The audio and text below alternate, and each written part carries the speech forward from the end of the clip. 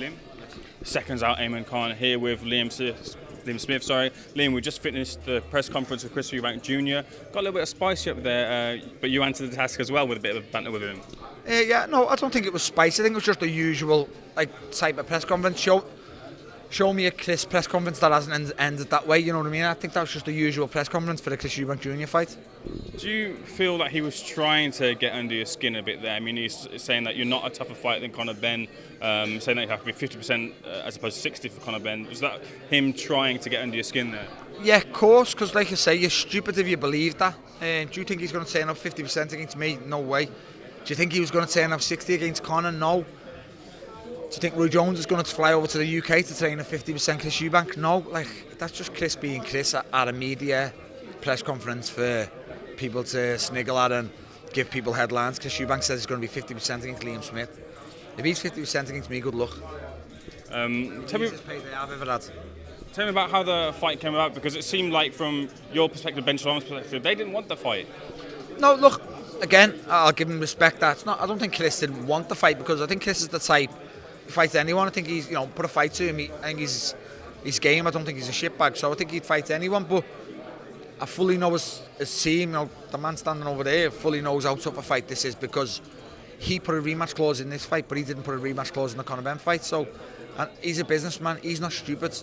He's trying to protect his investment, protect his money, protect hid paydays going forward by having a rematch clause. And again, the Roy Jones situation, Roy never trained him for Conor, but he's being paid to come and train for me.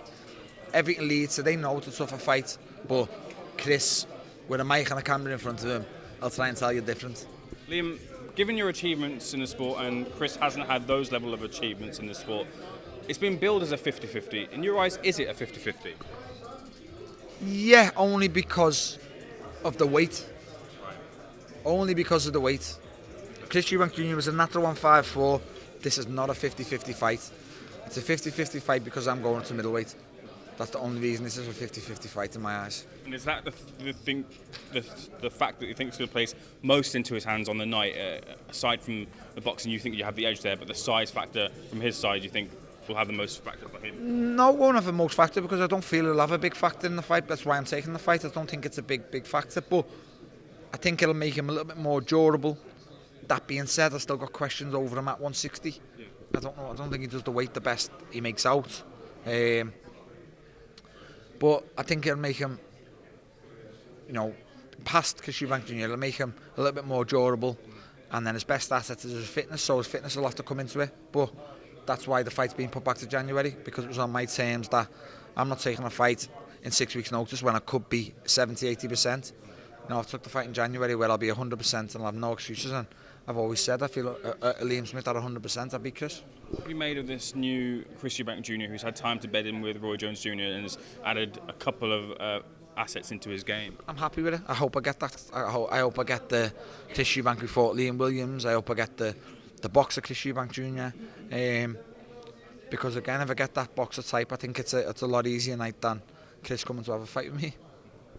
Chris, if the Conor fight had materialised, he said that, look, if he lost, he would end up retiring. Do you think that's in the offing if he loses to you as well? Well, obviously not, because he's put a rematch clause in. So that's what I'm saying. The answers don't match the questions. Obviously, he's not going to retire if he's put a rematch clause in, but he's going to retire if Conor beats him. So again, it just doesn't make sense. The answers don't add up. But again, that's for Chris and Chris's team to worry about. When I beat him, if they want the rematch, I'll give them a rematch. If they don't, see you later, I'll move on. Tell me then, in your own words, how does the fight play out on the night? I just think the fight plays out to Liam Smith win. I think I think Chris will start trying to box, but I feel he's not good enough to box me in that way, the way Real want him to box me, so I think he'll revert to type, and I think he'll try and stand and have a fight with me, but I just think I'm too tough and too fit that it'll be too little too late. You signed with boxing, your plan is to get big fights. Where does a win over Chris Eubank Jr. put you in your plans to get those big fights? Puts me right back in the picture, obviously. I'll have a choice at 154, 160.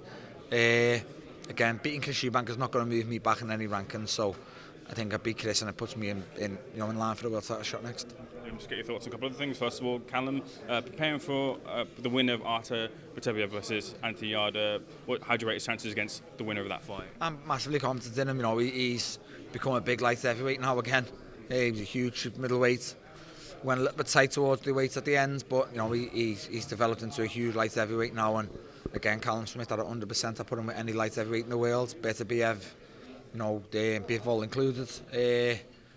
And I'm confident in him that he goes and becomes a 2-weight world champion. You're training with Joe McNally. You've got a new addition to the gym in the form of Josh Taylor. How's he been settling into the gym? Yeah, he's settled very well. Seems happy in himself, and is gelling well with the two coaches, Joseph and Declan. So, you know, I think he's gelling, and I think they're looking forward to the rematch themselves. I think the rematch is penciled in with Josh and Jack.